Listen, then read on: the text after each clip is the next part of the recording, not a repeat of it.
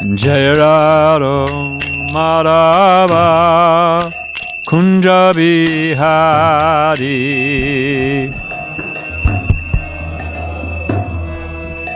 We use a little volume. Jaya Radha Madhava Kunja Bihari.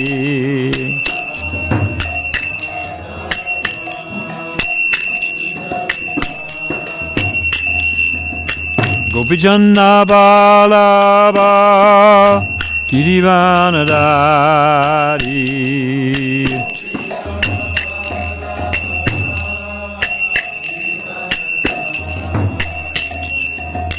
Gopijana Balaba Girivanadari.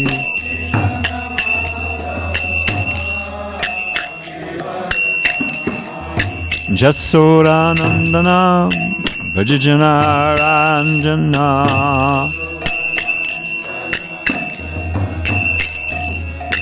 Jasoranandana Vajajana Ranjana.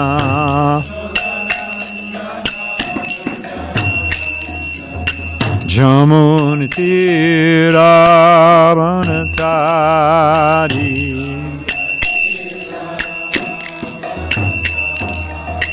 Jamunitira Vanatari.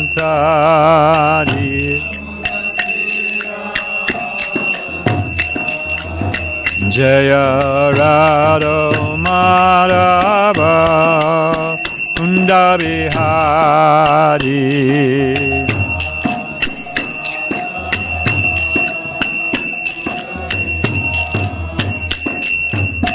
Gopijana Balava Girivanadari.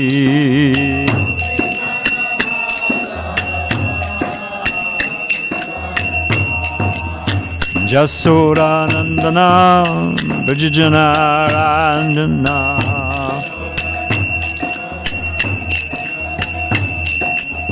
Jamunitira Vanatari.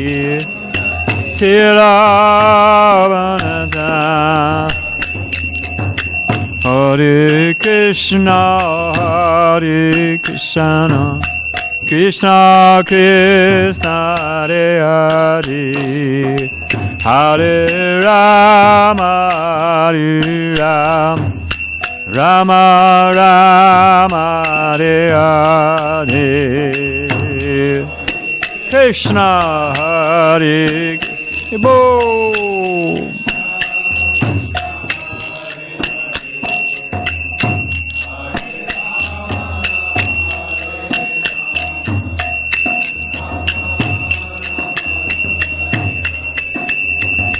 Hare Krishna, Hare Krishna, Krishna Krishna, Hare Hare, Hare Rama, Hare Rama, Rama Rama, Hare Hare. Boom. Krishna Krishna, Hare Hare.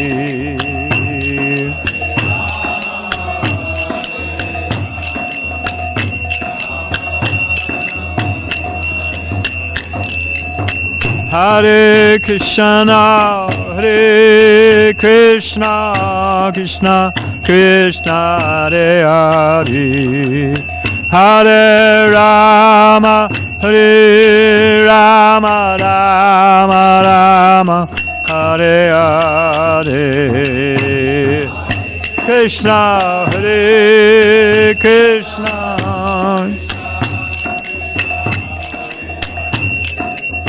Hare Rama, Hare Rama,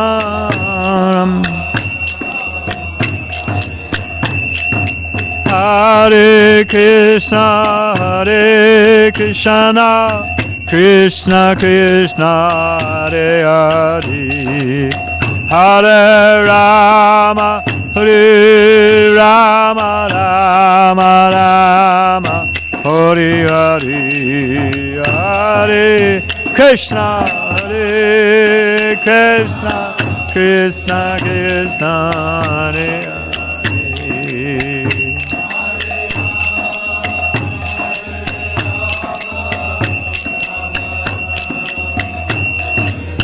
Jaya Radha Madhava Kunda Bihari.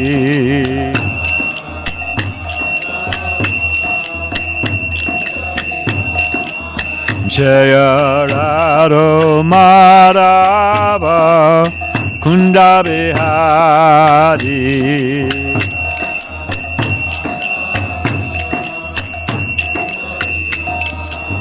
Jaya Radha Madhava Kunda Bihari. Radha Madhava Kunda Bihari.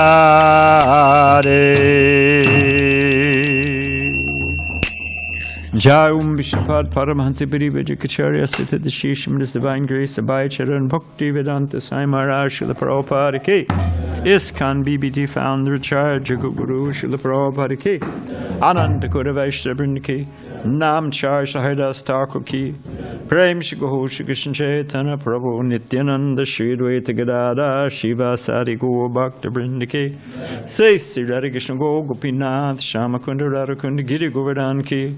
Vrindavan Dham Ki, Mathura Dham Ki, Dwarka Dham Ki, Navadi Dham Ki, Jagannath-puri Dham Ki, Jamuna Maya Ki, Ganga Maya Ki, Tulsi Maharani Ki, Bhakti Devi Ki, Sambhira Bhakti Vinda Ki, Srila Prabhupada Ki, Say Siddhara Giridhara Ki, Shri Krishna Santi Kirtana Yoga Ki, Go Premanande. All glory to the sum of devotees.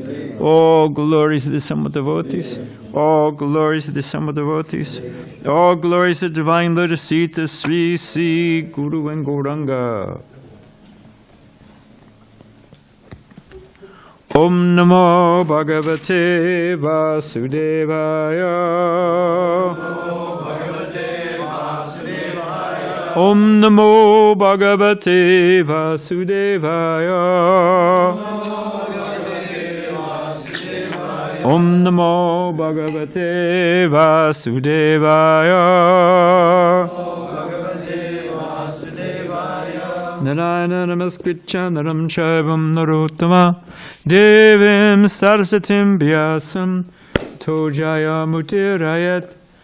Narayana Namaskritya Naram Shaivam Narottama Devim Saraswatim Vyasam Tato Jaya Mudirayat. The Bhagavatam is as brilliant as the sun. It is arisen just after the departure of Lord Krishna to his own abode, accompanied with knowledge, religion, etc. Persons who have lost their vision to the dense darkness of this age of Kali shall get light out of this Purana. Before beginning our study of the Srimad Bhagavatam, which is our very means of conquest, we should first offer our respects to the personality of God Narayan, to the Narayan Rishi, the supremest human being, the goddess of living Mother Saraswati, the author Srila Vyasadeva, and my spiritual master, Srila Prabhupada. So we are on the 6th canto, chapter 2, text 42, I believe. Yes. Acha, there is harmony in the universe. Whoop. Yahi Uparata Dish Tasmin Adrakshit Purushan Pura Upalabdhan Prag Favande Shirsha Dvija Yari Uparata Dish Tasmin Adrakshit Purushan Puraha Upalabhyo Palabdhan Prag Favande Shirasa Dvijaha Yari Uparata Dish Tasmin Adrakshit Purusha Puram Upalabhyo Palabdhan Prag Vavande Shirasa Dvija Yare Uparata Dishtasmin Adrakshit Purushan Puraha Upalabhyo Palabdhan Prag Vavande Shirasa Dvijaha Yayuparata Distasmin Adrakshi Purushan Puraha Upalabhyo Palabdhan Prag Upalabhyo Palabdhan Prag Bhavande Shirasa Dvijaha Vavande Shirasa Dvijaha Yarayuparata Dishtasmin Adakshet Purushan Puraha Upalabhyo Palabdhan Prag Vavande Shirasa Dvija. Vaishnavis? Yari uprata distasmin Adrakshit Purushan Pura Adrakshit Purushan Puraha Uplabhyo Uplabdhan Prag Upalabdha Prag Bhavande Sirsha Dvija Vante Shirasa Dvija Yate uprata distasmin Yare Uparatat Dishtansmin Adrakshit Purushan Pura Adrikshit Purushan Puraha Uplabhyo Paramdhan Prag Upalabhyo Palabdhan Prag Bhavante Sarasin Dvija Vavande Shirasa Dvija Yare Uparata Dishtasmin Adrakshit Purusha Purahan Upalabhyo Palabdhan Prag Vavande Shirasa Dvija Yari. When? Uparatadi. His mind and intelligence were fixed.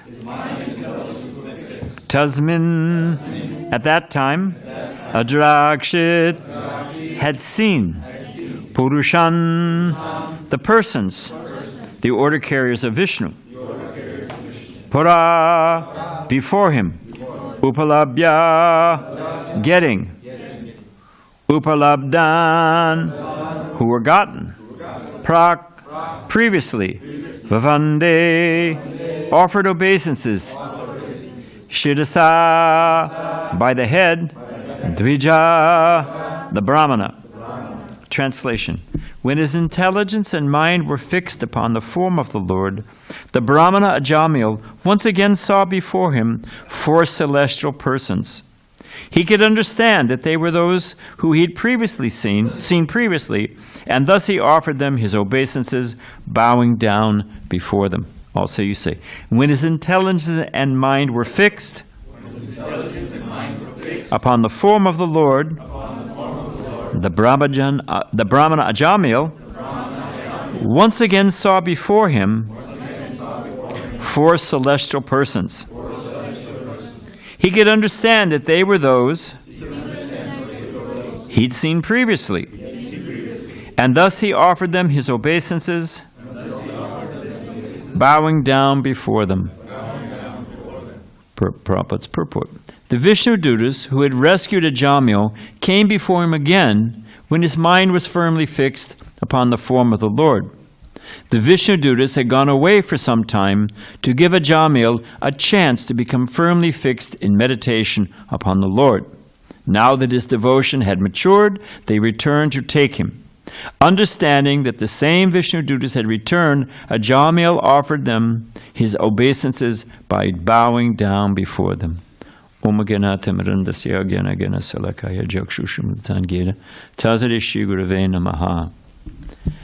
was thinking that it's always good to periodically step back and take in the big picture of this. And it's a redemption story. If you think about it, who was it? Maybe it was Amarenda's son, Parameshwara, at one point in time was taking film script writing, screenwriting classes at USC, which has one of the best film schools in the world. And he said they taught him that it's only about 6 stories. Boy wants girl, boy meets girl, loses girl, boy gets girl back, something like that, you know? But one of the most popular themes, and it inspires humankind, is redemption stories. Someone's, you know, change of heart, change of character, one's down and out, and somehow or other they recover. It's inspirational. And I was thinking, because it's Christmas time, you've got that Dickens, A Christmas Carol. You know, you've got Scrooge, who's just a real rat. But somehow or other, he sees his past misdeeds and how everything turns out, and he has a change of heart. He becomes a better person. So here we have a Jamil. You know, he was a nice Brahmin, lost everything, became just so many sinful activities, so much. We'll get into that in a second. The Radhanath Maharaj, I was listening to a tape the other day, and Radhanath Maharaj says that his sense of guilt is often the voice of Supersoul. I'll say it again. The sense, you know, shame, guilt, those things we try to phase out of our, Hare Krishna to you. We try to phase out of our Western ethos that I'm okay, you're okay, or I'm okay, I'm not so sure about you, or whatever it is. But the idea of guilt and shame, and we're not trying to ladle people to the point of low self-esteem, but we'll get into it in a second, but a sense of contrition is a healthy thing. They say somebody's humble, and they've got much to be humble about. So if we actually consider our real condition, there's a reason to be humble. And that humility gives rise to introspection. And from introspection can come self-knowledge. It's important. It's an important catalyst in the process of becoming Krishna conscious. So back to the point, a simple point I'm trying to make, that we have before us, as you like, we have before us a redemption story. And why does it matter? Okay, Ajamil made it back to Godhead. Well, okay. Well, what's that got to do with me? Anyone want to hazard a guess? Hello? Other than Dravida Prabhu? Exactly. It's hope that, you know, well, I've got my, you know, everybody else with a brain has already gotten out, except for you great souls who've taken birth just to spread Chaitanya Mahaprabhu's mission. But in Kali Yuga, there's I think it's Eliot, T.S. Eliot, and he's describing, it's called The Hollow Man. It's a great poem. It was written after World War II when everything's just crash landed. Maybe it's after World War I, but it's after a great cataclysmic, you know, world war. And the industrial age hasn't brought, you know, a modern utopia. It's just been a disaster. And he's looking out at the world, and he says, how will the world end? Not with a bang, but with a whimper. People just get reduced to being gerbils, to being, you know, if you can make it back to Kmart and, you know, or Walmart and back, that's considered success. People work at, you know, miserable little jobs that don't have any real fulfillment, no real purpose, no sense of artistry. So,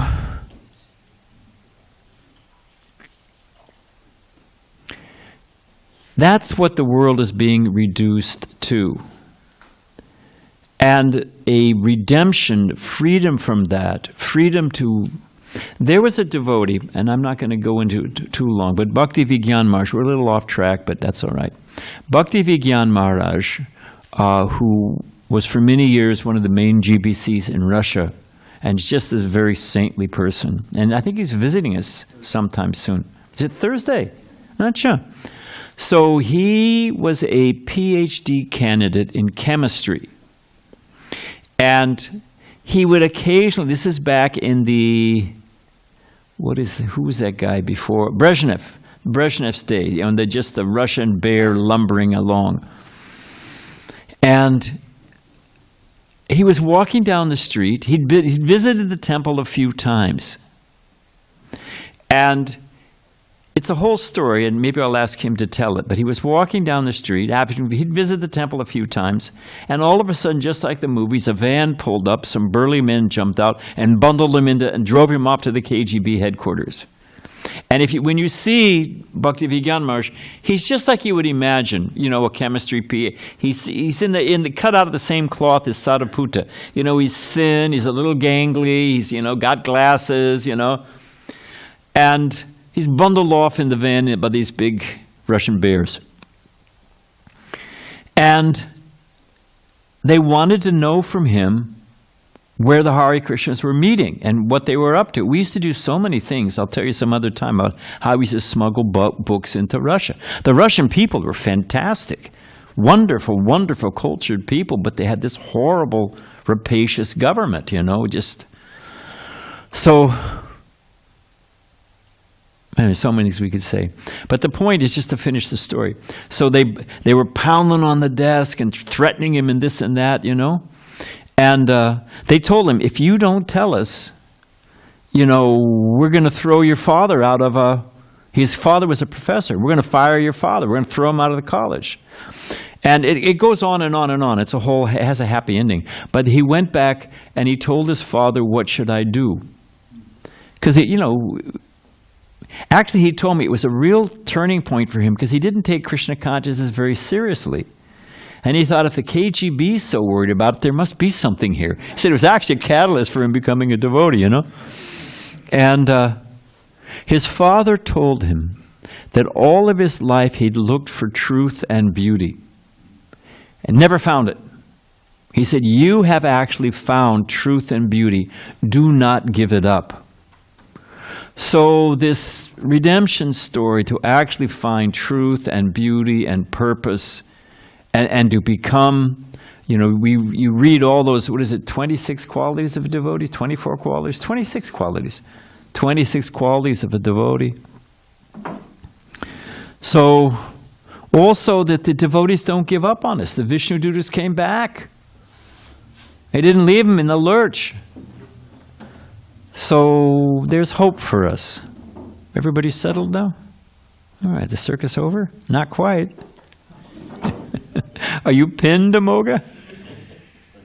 He's sitting on the edge of Amoga's dhoti. If Amoga stands up, that'll be a circus. Okay, so what I wanted to get to was, and how much time? Because we want to end on time. Huh? Yeah, roughly. Thanks. Malati Devi tells the story where Prabhupada was doing a Pando program in South India. And a man literally grabbed Prabhupada's feet. Prabhupada had, what is this? And he was pinned, And the man was saying, save me, save me, save me, save me, Swami. Anyone know, other than Dravida, anyone know Prabhupada's retort? Prabhupada said, I can save you, but you must do the work. So I was thinking, what is that work? And this verse has a very nice, the Vishnudevas came back to him when he was ready, when the Jamya was ready. What is that ready? What does that mean? What is that state of readiness? And that state of readiness is uparatadi, which means the intelligence is, how does Prabhupada say it exactly? Because I followed up on this. His mind and intelligence were fixed. His mind and intelligence, but I did a word trace. Well, we'll get to that in a second. I remember before I met the devotees, I had some friends, not really friends, but associates, you could say, who were dabbling in yoga. And, reading in personalism, and we went to see that J. Krishnamurti, who was quite a neurotic fellow. Yeah, up in Carmel Valley, or wherever he was up there. Ojai, he was up in Ojai. He's the one who said it's all beyond books, it's all beyond words. And someone literally had the courage to ask, then why do you have a book table outside and why you're speaking? He got completely agitated. The guy got completely agitated, huffing and puffing, So, but anyway, one of these guys told me that he'd achieved Samadhi on a Coke bottle. What does that mean? It means that all of his, the mind and the senses are all over the place, and he'd drawn them all, and they were fixed on one point. And his mind, he was one with the Coke bottle. He did not hear, he did not see, he did not think beyond the Coke bottle. I remember thinking, so what? But they have their you go to so many yoga things, and they've got the different yantras, and ultimately there's a red dot in the middle, and you fix your mind on the dot and become one with the dot. But what's the classic example to try to clear the mind from all things? I'm going to test you, and it's a thought exercise. You have a strong mind. You're a nice devotee. Do not think of the color red. The rest of you, don't think of the color red. How's that working out for you? Are you not thinking of the color red? Red, red, red, red. That's all you can think about, And if I say to you, all right then, how do you displace thinking about the color red? Hum to yourself, put your fingers in your ear, think of happy thoughts, I don't know what. What do you think? If I tell you, don't think of the color blue, what happens to red? Red's gone, blue's there. The mind cannot be vacant. And Krishna says, classic from the beginning of the 12th chapter of Bhagavad Gita, Krishna says, for those whose minds are attached to the unmanifested impersonal feature of the Supreme, advancement is very troublesome. To make progress in that discipline is always difficult for those who are embodied. It's completely the antithesis of our nature. Prabhupada asked him, Prabhupada said, you trying to meditate on the universal form? Prabhupada said, where will you hang the garland? What are you thinking about, Or one of my favorites, I was actually sitting in the room. Prabhupada said, what is it? Why does Krishna come to this world? Now we know, Paritanaya sadhanam vanasayacha. Okay, fine. But Prabhupada pushed that aside. Because Prabhupada said for the materialists, the atheists, the asuras, what does he need? An earthquake, tidal wave?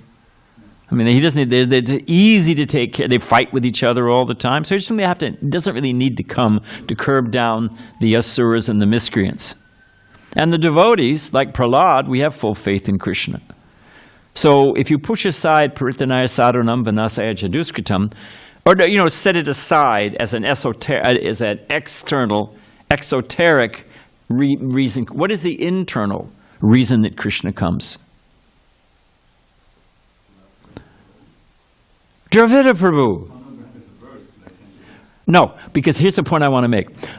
The point, I'm sure it's a great verse, but because I'm limited in time. The point I want to make is that Prabhupada said, just to give the devotees something to talk about. just to fill the head. So we have something wonderful to think about. So this idea of a vacuum, how to fix your mind, and that's the point being made here, when we become fixed in the service of Krishna. But I wanted to say something else, back to, lest we slip away from fear and guilt. So this uparadati, his mind and intelligence fixed. I did a word search on that phrase, and the different ways that Prabhupada translates it in the Bhagavatam. Because what does that mean? That's, okay, if I change this, if A equals B and B equals C, A equals C. If I attain this state, as we see here, the Yamadutas appeared and took Ajamil back to Godhead. So if I obtain that state, the Vishnu Dutas will come and take me back to Godhead. So isn't it worthwhile to understand exactly what that state means, to have a little flesh out that state? So Prabhupada translate this uparatadi in different ways. He says, to disregard. In other words, the mind is all over the place, the intelligence are wandering, it's hunting. The mind and intelligence are always hunting. So it means to disregard, to turn back, no longer interested, being freed from, giving up, withdrawing, ceased, subsided. The mind and intelligence have stopped their playing. Those are different ways that Prabhupada describes. I'm going to read it again. I had a friend, and I've mentioned it before, I don't know what the politically correct term is, but his brother was mad as a hatter. I don't know what the right, what do we say? Reality challenged, we could say. And first time he was driving, we were going to high school, and his brother was in the back seat. I'm sitting here. No, his brother was here. My friend was driving. I was in the back seat. And we're going down through Laguna Beach. And all of a sudden, his brother calls out, "Look out for that truck!" Oh, jeez. My friend's just, red light, red light. There's no stoplight at all. You know? Pedestrian crossing, there's a dog, watch out. He was just going, who knows what he would, none of those things were happening. And my friend had just learned to tune him out. He was just driving. I was a nervous wreck by the time we got there. I thought, jeez Louise. Then I also learned that, well, whatever the guy's saying doesn't mean anything, so just tune it out. So the mind is screaming. And what is it? I like what it says. The mind has stopped its playing. And Prabhupada has it in that wonderful Vrindavan Bhajan. Prabhupada says, and I forgot the first part of it, but he talks about being absorbed in relishing the mind's bananas. Is the way, relishing, bananas in India, they got, what is it, how many different types of bananas? Some they got those little Bengali ones that are super sweet. There's all different types of bananas. So the mind is relishing all the different types of sense gratification and false ego identification and all of this. So Prabhupada says one who's actually fixed and devoted, they've given up all that. So if we want that ready state whereby our devotion becomes mature and the Yamaduta, Vishnu Dutas will come and deliver us, we have to come to that state. Then I'm going to read it again, because the mind is just, it's screaming so many things. It's always going to scream. It's never going to stop. Rivers enter into the ocean, but who you were saying yesterday? The rivers that Krishna says in the Gita, rivers are entering into the ocean, but the ocean remains steady. And what is the analogy being given by Krishna? What is Krishna talking about when he says that in the Gita? He says that the senses are always you're always going to get agitation. You don't come to a state that there's no agitation, but you learn how to be steady, how to tolerate, how to transcend. So I'm just going to read that again. The mind's playthings, it has stopped its playing, trying to enjoy the mind's bananas, to disregard, to turn back, to be no longer interested, being freed from, giving up, to withdraw, to cease, to subside. Does anyone know what's death to a sannyasi? Prabhupada says, in other words, I've given up this world, I'm absorbed, in theory, that's the principle. I've given up this world, I'm absorbed in Krishna's service. And whether you're a Grihastha sannyasi or a saffron sannyasi, whatever you are, but you've given up this world. Like as sannyasa is described in the 18th chapter Bhagavad Gita. And if a sannyasi goes visiting, what's death to a sannyasi? Two things. And it's true for all of us who are trying to advance in devotional life. You think that I could have this beautiful wife? One thinks, oh, this wife is serving her husband so nicely. I used to have a nice wife, or I could have had a nice wife. That's death. What's the other death? That's why Vijay is fixed.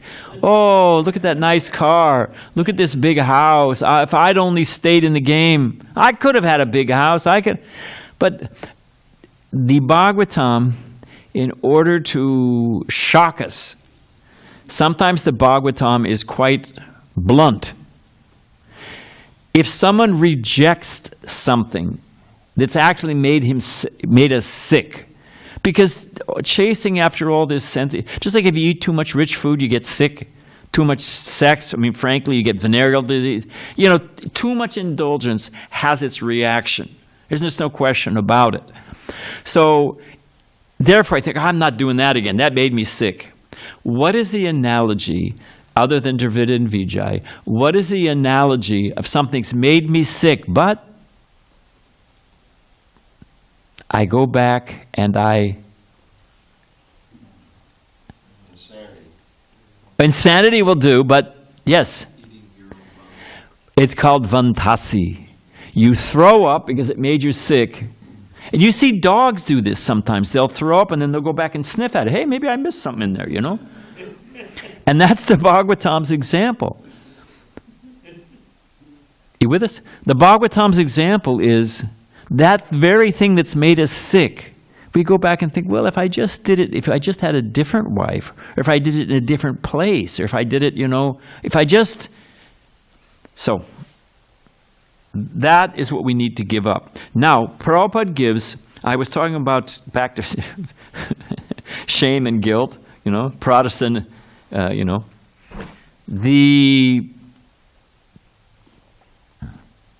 the course of looking up this, how to become detached, how to become renounced, how to push away from the mind's bananas. As we see here with the Jamil, he remembered, he became remorseful, he became contrite, he became regretful. So, as I said in the beginning, somebody's humble and they've got much to be humble about. If we actually consider what we've done in this world, this is not to ladle people with crippling guilt. That's not our point. But our point is that one should think, I'm done. I did it again and again in so many different ways, and it never hit the spot. I've been degraded in so many ways. All you have to do, which happens to me every morning, every Saturday and every Sunday morning when I come over to the temple, and especially on Sunday, because I'm up even earlier than usual, and I'm out picking some flowers, and they're all stumbling home from the bars, and they can't find their keys, or they've made moves on some woman and she slaps him. I've seen it, just knock the glasses right off the guy. Who knows what foul, stupid thing he said, They can't find the key. They barfed in their shoes. They got their pants on backwards. And you just think, oh, man. And that's human form of life? So, that's, again, an extreme example. But what have we accomplished? What have we, so you got a big house. You got a big car. The one who dies with the most toys wins. No, the one who with the most toys still dies. And leaves the toys to the dimwit relatives, and who knows where you go. Sanatana Goswami said that everyone called me Panditji. And he accepted it. He accepted being called Panditji. As it was Dabir Khas or Malik, I forget which one they'd almost become Muslim, Prabhupada said. And of course this is all Leela and pastime, and we can never... But the point is, what did he say to Sri? What did Sanatana Goswami say? Everyone calls me Panditji. And he knew what? 5 different languages? He was the Nawab Hussain Shah was in charge of the entire state of Bengal. Bengal at that time had a greater gross national product than the entire country of France. The Brits put their capital in Calcutta. Bengal was extremely opulent. So he was just off hunting. And Prabhupada says, wine, women, and song. He went off to try to conquer Majpacha Peruta, which did not turn out so well, in Orissa. Sanatana Goswami says, you've gone to give trouble to Jagannath. I cannot go with you. So what did Sanatana Goswami, and he was his prime minister. He threw him in jail, not because he was angry, of course he was upset, Nawab Hussain Shah, but he threw him in jail because everything was depending on Sanatana and Rupa. He said, your brothers disappeared.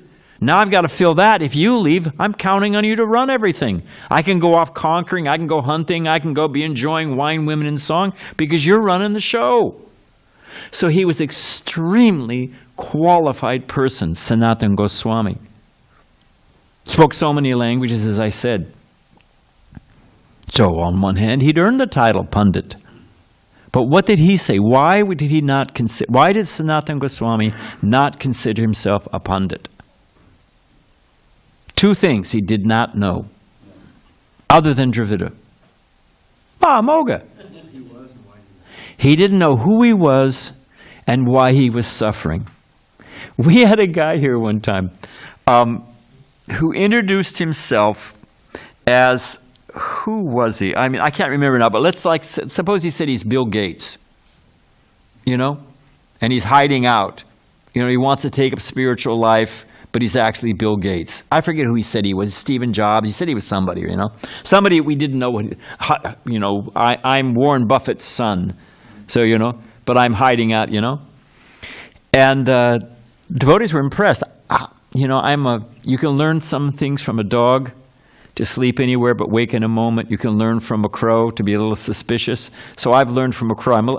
After my many years as a temple president and a manager in ISKCON, I've learned to be a little suspicious.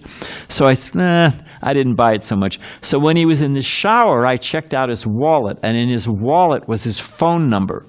And I called the phone number, and it was his mother. And I said, I said, do you know so-and-so? Yes, I'm his mother. He said, is he related to Warren Buffett? She said, is that who he's saying is now? In other words, sometimes he's Mickey Mouse, sometimes he's, he's a Roosevelt, whatever he is, But really, so if you don't know who you are, and we don't know why we're suffering, you can know everything else, but if you don't know that, what's the use? What's the use of knowing everything else if you don't know who you are? And you don't know where you're going, you don't know where you came from, you don't know where you're going, you don't know who you are, and you don't know why you're suffering. You know you're suffering, but you don't know what the cause is. What is the classic example of someone who is suffering and doesn't know why and thinks it's a joyful experience? What is the animal other than Dravida and Vijay? Camel. Why? It eats thorns. Yeah. But what does the camel think? He thinks it's pleasurable and it's good. Well, no, he thinks it's a little more subtle than that. You're on the right track. I think that his blood is actually He thinks this is really tasty, if only it didn't hurt. And he doesn't make the connection. He thinks, I'm going to wait till my mouth heals, and then I'm going to come back and have more of this snack. And when his mouth heals, he comes and he says, geez, now my mouth is hurting again. Well, I have to wait till my mouth. In other words, he never puts together that what he thinks he's enjoying is actually the cause of his. He knows he's suffering and he's getting a little happiness, but he doesn't put A and B together, that A is causing B. So we get a little, I don't know what we get, but you get a little tinsel or some rinky-dink. It's like, when you were a kid, do you ever get a box of Cracker Jacks and there's a little funky toy inside? It's not really much. As they say, it's nothing to write home about. So you go through all the work and what do you got? You got a little tinsel something, So I just wanted to read, and then we'll wrap up. I wanted to read this quality, and I was talking about Radhanath Maharaj saying that shame, Maharaj Parikshit, after garlanding the king with a snake, he felt badly about it. And Prabhupada calls it the routing out factor. Roto-rooter? If your pipes become full of roots and they send a blade in that cleans the whole thing out.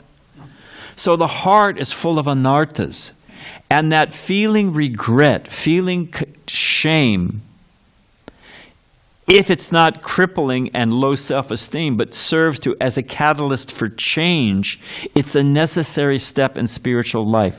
So Prabhupada talked this part of this ready state of being able to turn from the dancing of the mind and the intelligence and the false ego. It requires a component of that ability to turn. Are these three things, Prabhupada says. There has to be regret, there has to be remorse, and there has to be contrition. I'll repeat that again. There has to be regret, there has to be remorse, and there has to be contrition. Now, they're very close to each other. But just for fun, I looked it up. Regret, sadness, repentance, or disappointment over something done or failed to do. I did something embarrassing, or I failed to do the right thing. So that's regret, expressed in the form of an apology. Now remember, here is a Jamil. He's been saved.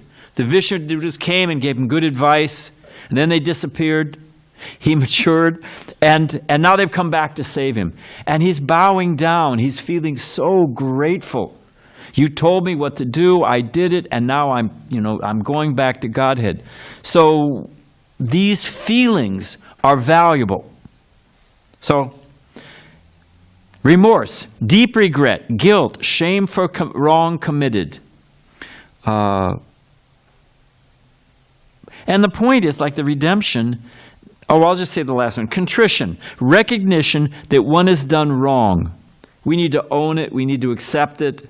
I know people, and myself, it's always somebody else's fault. It's the weather. I didn't, No, just own it. If you want to advance, it's because of him or because of that, or I didn't realize, I didn't look at the calendar, whatever it is. No, just own it. Don't make an excuse, own it. Because if you own it, then what will you do? Huh? Improve, you change. And that's what we're all about. We are meant, we know the right direction. So, and it works. That's the simple point. And we'll end here. Krishna does not give up on us. Krishna does not forget. Krishna's devotees. Prabhupada said, you think Krishna's ungrateful? So, as we see a Jamil, we'd be hard-pressed to become as degraded as a Jamil. I don't know, did a Jamil eat meat? We don't know that. Doesn't say. But you know, he's down there in the bottom of the barrel, and he got saved. Why not us? But this is what it requires. Regret, contrition, change. Okay. Now, just a little something about the marathon. The mercy of the Vishnu Dutas. I got a few minutes. The mercy of the Vishnu Dutas. That they tried once, they tried twice, they tried again and again. Sometimes Prabhupada calls the book distributors, the Sankirtan devotees out there with Harinam or Prasadam or books. He says the devotees were like angels from Vaikuntha. When Srila Bhaktivinoda Thakur saw the Salvation Army, I guess the Salvation Army must have been in India, in Calcutta, because he never came to the West. So he said it gave him great hope. Does anyone know why? I don't know if they were out there with the tambourines. So they used to have a marching band. So why did Srila Bhaktivinoda Thakur become enlivened and have hope for, well, I don't want to say too much, when he saw the Salvation Army? Anyone want to hazard it? Don't worry if you're wrong. No problem. He called it a harbinger, which is, an indicator, a predictor of the future of Lord Chaitanya's Sankirtan movement, that they were chanting the names of God on the street, So, and if you think about it, the potency of a devotee, simple devotee, you don't have to be hearing Krishna's flutes or whatever it is, A devotee meets, how many people do you think on an average, Govardhan, you meet in a day? Vijay, how many people do you meet? 20 people? 30 people? Yeah, on an average. 40, 50? 200. Okay, fine. I didn't want to blow it out. So 200 people, let's be conservative. Let's say 100 people a day. Do you remember what you said to each one of them? It's not a trick question. Do you remember their face and their nature? No. How can you? And how many you meet so you figured 5 days, that's 500. Well, we can do it this way. What is 30 times 100? That's 3,000? No. Yeah. So in a month, you meet 3,000 people. And you speak to so many people. But there are people that you met that one sentence from a devotee has completely rocked their boat. When I first met the devotees, I was 17, 16, I forget what I was, I was in good shape in those days, I didn't look too bad, and I was in good shape. I had well-to-do parents, I was on my way to Harvard or whatever, wherever I thought I was going to go. I was going to go right off a cliff, actually, but hey. And the devotee said, this world is full of suffering. I said, well, maybe for you, I'm having a great time, I was completely an illusion. But the devotee said to me, seeing my smug nature, said, but one thing? I said, what's that? He said, nobody gets out of here alive. And it was just, cotton candy? Cotton candy? Shh. And you put a little water in, it's down to nothing. That one sentence blew my whole program. I thought, my gosh, he's right. And what have I gotten? Where am I going? What kind of idiot am I? Just that one sentence. And it happens again and again. A devotee meets, and just one simple thing. What was his name? Starts with an U. U in Detroit. Udayananda. You know Udayananda? Udayananda Prabhu. He was living in Detroit. He was a sailor, not a military sailor. He was a yachts. Because they have, you can sail from Detroit up the St. Lawrence waterway, you go, whatever it is, you go through the Great Lakes, you hit St. and you can get all the way out up by whatever it is, you get out into the Pacific, to the Atlantic. So, it's a famous waterway. And he was an expert yachtsman.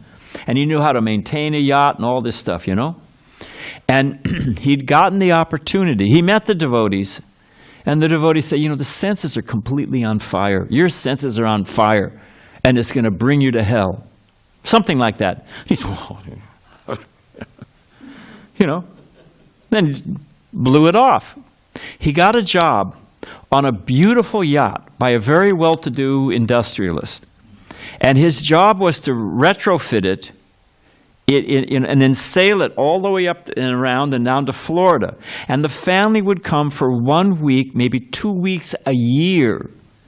And he would sail them around the Caribbean, or Caribbean, any way you want to say it. And the rest of the time, he could live on the yacht and sail anywhere he wanted. It was his dream job. So, but he had to retrofit, so he was sanding the deck and this and that, And somehow or other, that fiber, that resin, whatever they put on the decks, he had a reaction. And the dust got all over him. He swole up like a plum. He was bright red, burning. Couldn't do the job, couldn't do this, couldn't do that, And it was because he was in such a hurry. And he wanted to see his girlfriend that night, and he didn't put on the right suit. He didn't do all the precautions. And because he was so passionate to get the job done and go out and enjoy, the whole thing backfired. He came completely... And he lost the job, lost the boat, lost everything. And he was lying there thinking, I'm burning up. Ching, ching. Guess what he remembered? That one sentence that a devotee said to him. How your senses are on fire, the mind is... Everything's on fire. And the next day he came to the temple, got a Bhagavad Gita, started, and became a full-time devotee. And it happens again and again and again. So the point is the merciful potency of a devotee to go out there. What is the one thing that guarantees that they will not hear the message of Krishna? Other than Devita. What is the one thing that guarantees they won't hear it? Leave a bad impression. A bad impression, that's also a valuable thing, but that assumes something. What's even before that? If you don't go out. If you don't go out, how are they going to meet the devotees? So, there it is. I think we are, yeah, okay, we're all right. We got a minute. So I wanted to read, this is from the 18th chapter Bhagavad Gita.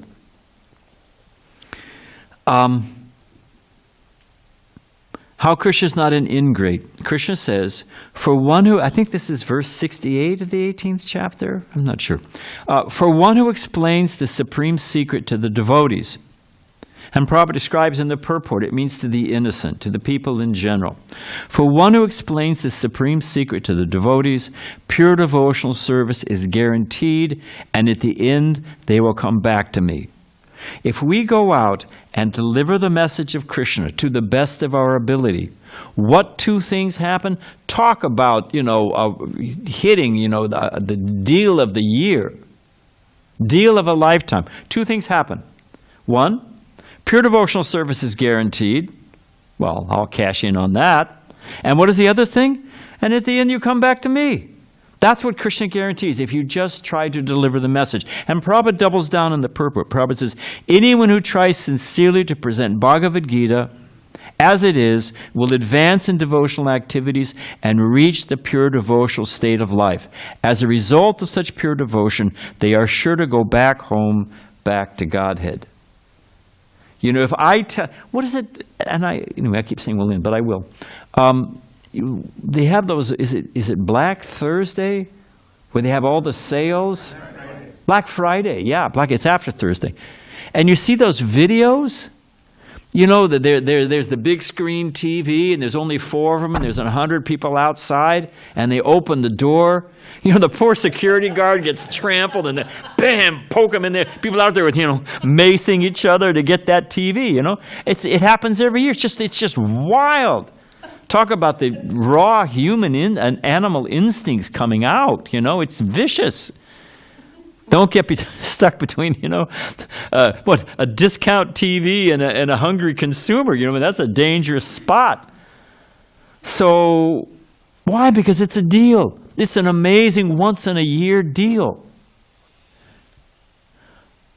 We'll get pure devotional service, which is the happiest, Nakanchite, Nasojite, pure, ever-increasing ecstasy, pure love of Godhead. And then we go back to Godhead. I don't know a better deal than that. How eager we should be. Well, I'm not going to go out there. Suppose you're in the back of an ambulance, right? I got hit by a car. I got hit by a car twice. Don't stand next to me.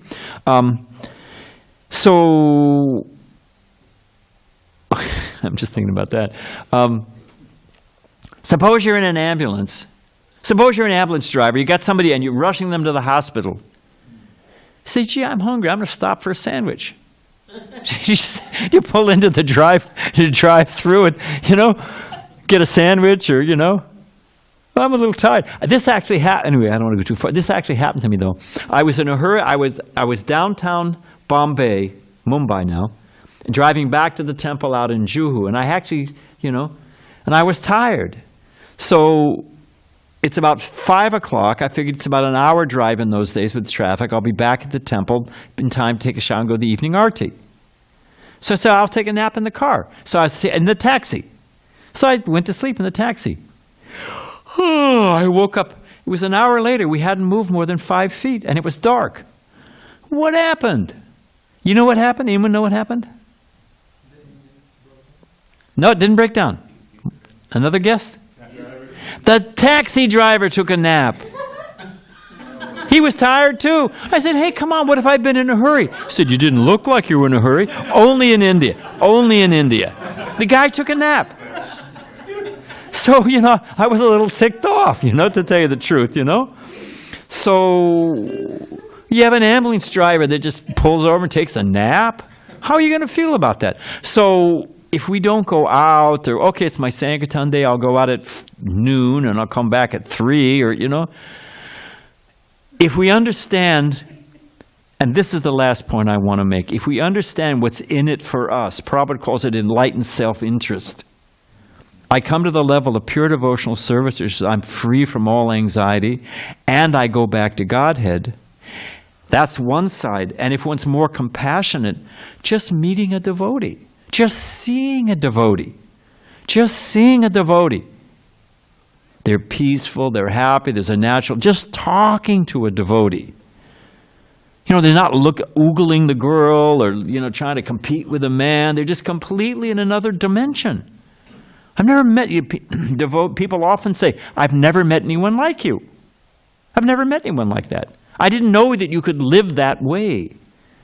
In a peaceful, happy, Pandita Samadarshana. I didn't know it was possible. So, on one hand, the benefit that's in it for us if we go out. And on the other hand, just one moment's association with a devotee can completely change their life. And they'll be set on the path of a Jamil. So, there it is. Christmas Marathon Ki Jai. Thank you, Prabhu. Hare Krishna. Not too bad. I ended on time.